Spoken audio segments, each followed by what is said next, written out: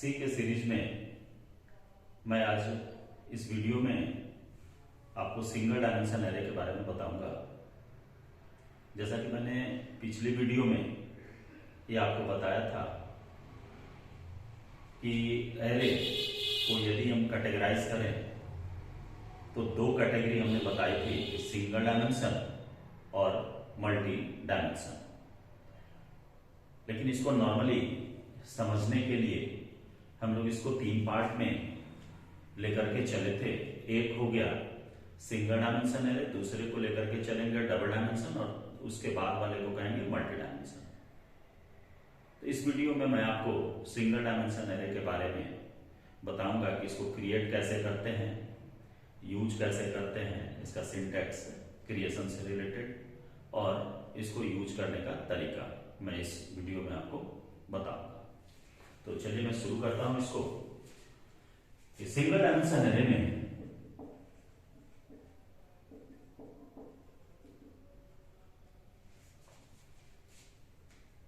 Dimensional array, इसमें आपको सबसे पहला चीज कि किस तरीके से एरे क्रिएट करते हैं उसके सिंटैक्स के बारे में पहले मैं बताता हूं। इसके बाद मैं करके चलूंगा कि इंडिविजुअल एलिमेंट को एक्सेस कैसे करते हैं, उसका इंडेक्स नंबर क्या होता है, कैसे उसको यूज करेंगे, ये मैं बताऊंगा। तो सबसे पहला चीज एरे में मैंने जो पिछले वीडियो में आपको बताया था कि एक से ज्यादा वैल्यू हमको यदि रखना हो और वेरिएबल कॉमन है तो उसको यूज करने के लिए या उस तरह के कंसेप्ट को इंप्लीमेंट करने के लिए बुलाया गया एरे को। तो यहां सिंगल डायमेंशन एरे जब क्रिएट करेंगे तो इसका सिंटैक्स होता है, सबसे पहले हमको देना होता है डेटा टाइप। डेटा टाइप के बाद एरे का नेम देते हैं, एरे नेम, और इसमें साइज देना पड़ेगा। तो एरे डेटा टाइप जो हो गया, डेटा टाइप में आपका कोई भी बेसिक टाइप हो सकता है या कोई यूजर डिफाइंड टाइप हो सकता है।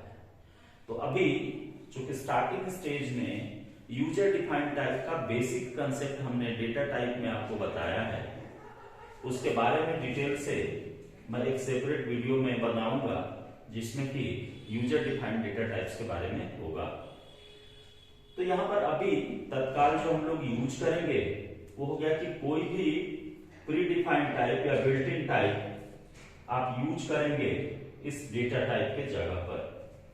एरे का नेम ये एक आइडेंटिफायर है, यानी ये आइडेंटिफिकेशन के रूल को फॉलो करता है। ये आप अपने हिसाब से, अपने रिक्वायरमेंट के हिसाब से, अपने प्रोग्राम के हिसाब से आप कोई भी नेम दे सकते हैं।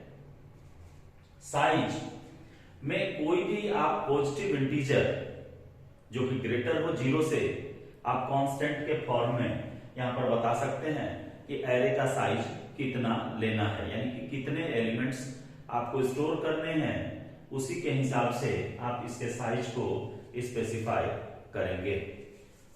एग्जाम्पल के तौर पर यदि लेकर के इसका मैं चलूं तो मान लीजिए हमको इंटीजर टाइप का एक एरे बनाना है। तो डेटा टाइप दिया इंट, एरे का नेम मान लो एज स्टोर करना है, तो एज हमने नाम लिया और साइज में कर दिया 100।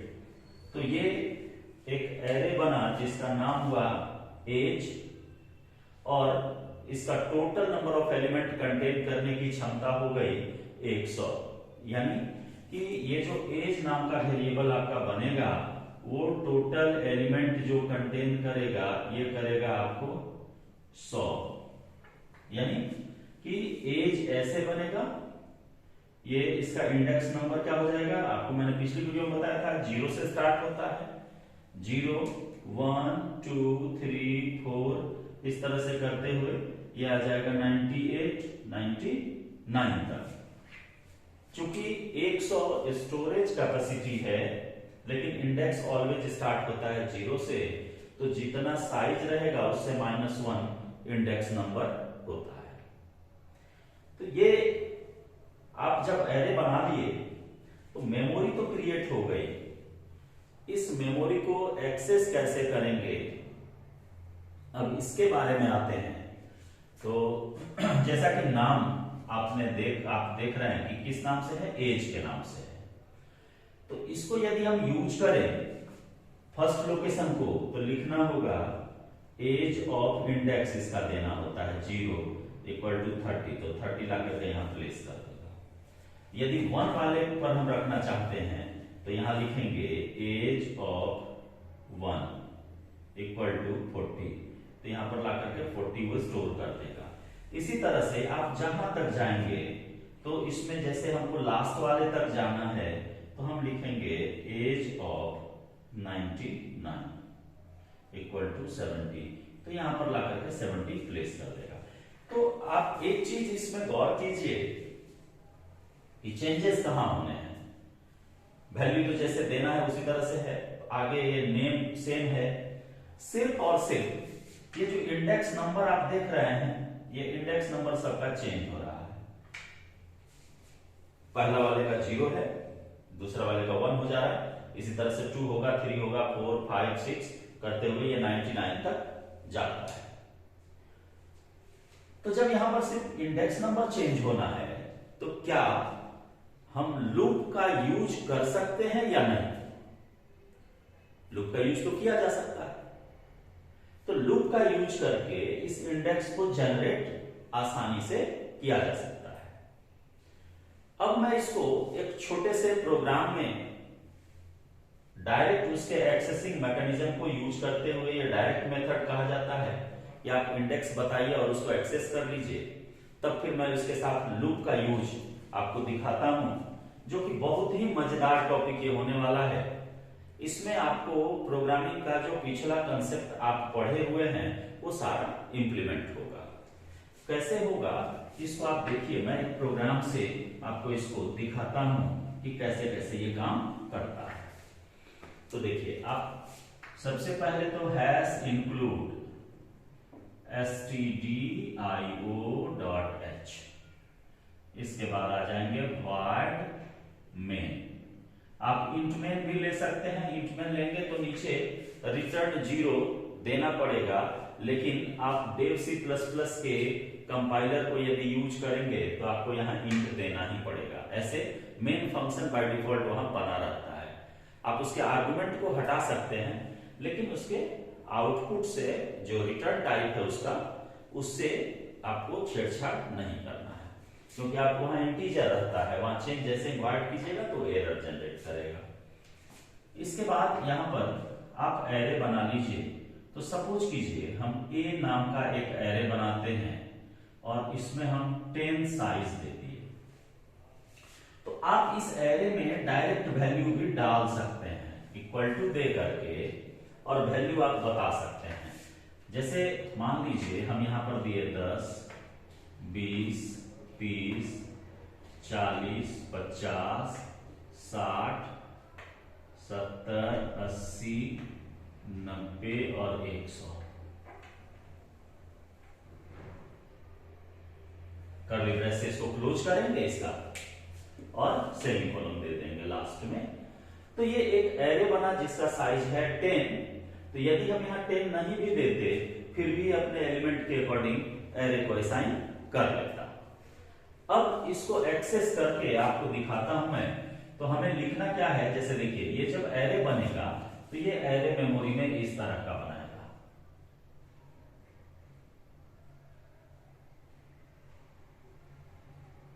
देखिए पहला वाले में रखेगा 10, दूसरे में 20, 30, 40, 50, 60, 70, 80, 90 और 100। ये इस तरीके से बनाते हैं। तो इंडेक्स क्या होगा इसका?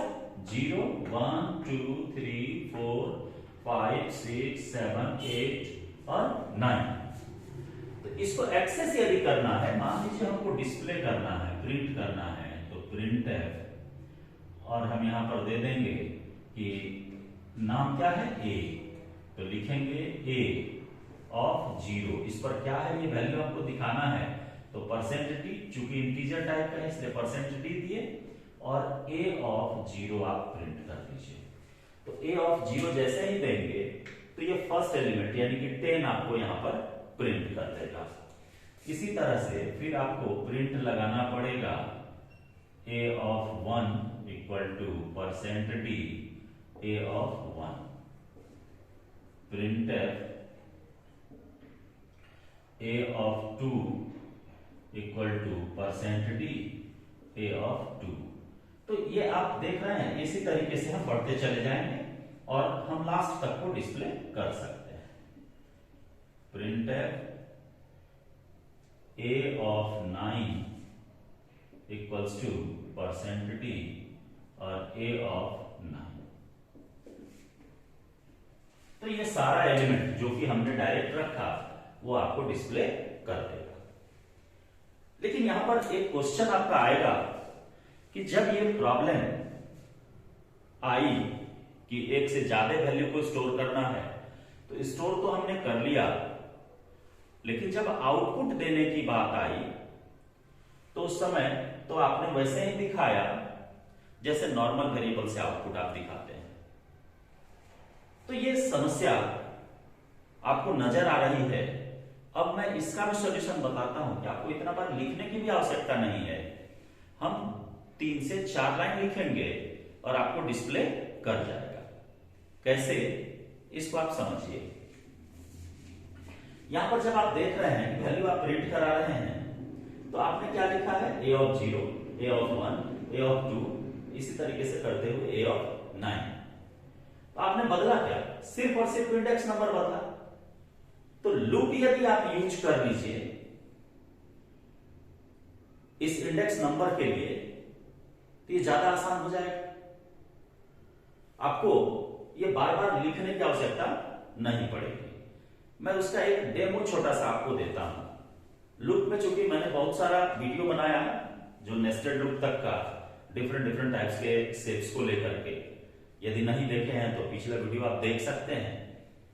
मैं उसी लूप का यूज करके, देखिए ये कितना शॉर्टकट वे में डिस्प्ले हो जाएगा। देखिए मैं इसे मिटाया, आपका ऊपर का असाइनमेंट में वैसा ही रखा। यहां एक वेरिएबल और आप ले लीजिए, इंटीजर आई, ये लूप चलाने के लिए जो इंडेक्स को रिप्रेजेंट करेगा। For i equals to 0, i is less than, कितना हमको देना है, तो यहां टोटल नंबर ऑफ एलिमेंट कितना है, 10 है, तो less than 10 and i plus plus. चूंकि इंडेक्स मेरा 0 से लेकर के कितना तक कम हो, किससे, 10 से, तो 9 तक जनरेट करना है, इसलिए हमने जो साइज रहता है उसे लेस दे देना है। अब यहां पर आप प्रिंट करिए, प्रिंटफ एज यूजुअल मैसेज आना चाहिए जैसा कि हमने अभी प्रिंट किया था। तो \n लगाए, a और स्क्वायर ब्रैकेट में %d दे दीजिए। इस जगह पर इंडेक्स दे देंगे तो a of 0, 1, 2, 3 जैसे उसमें प्रिंट करता, उसी तरीके से इसमें भी आपको करेगा। Equal to %d। देखिए यहां i पहले प्रिंट करा दीजिए, ये i यहां आ जाएगा। इस प्लेस पर हम दे देंगे a of i। तो जो a of i का वैल्यू होगा, i का वैल्यू फर्स्ट टाइम 0 है, तो ये इंडेक्स देगा आपको a of 0 और इसका वैल्यू कितना देगा, 10। फिर इसके बाद जाएगा i प्लस प्लस करेगा, तो i का वैल्यू हो गया 1। तो अब आएगा यहां पर, तो क्या देगा, a of 1 और उसका वैल्यू देगा 20। फिर इसी तरह से 2 होगा, तो a of 2 पर कौन सा वैल्यू है, 30, तो 30 डिस्प्ले करेगा। इसी तरह से करते हुए कहां तक जाएगा, 9 तक जाएगा। तो आप ये सोचिए कि जो प्रोग्राम अभी आपको बताए कि उतना लंबा लिखना पड़ता, यदि 100 एलिमेंट रहता तो 100 लाइन हो जाता आउटपुट में, लेकिन यहां पर आपको देखिए मात्र इतना ही लाइन है, आप इतने वेरिएबल को 10 को एक साथ डिस्प्ले कर दिए, यानी प्रोग्राम का साइज भी मेरा क्या हुआ, रिड्यूस हुआ और मेरा आउटपुट भी आ गया। इस वीडियो में मैं आपको इतना ही रखता हूं और अगली वीडियो जो मैं दूंगा उसमें इस सिंगल डायमेंशन एरे में इनपुट कैसे लेंगे और आउटपुट कैसे देंगे, मैं उस पर चर्चा करूंगा। धन्यवाद, मिलते हैं अगली वीडियो।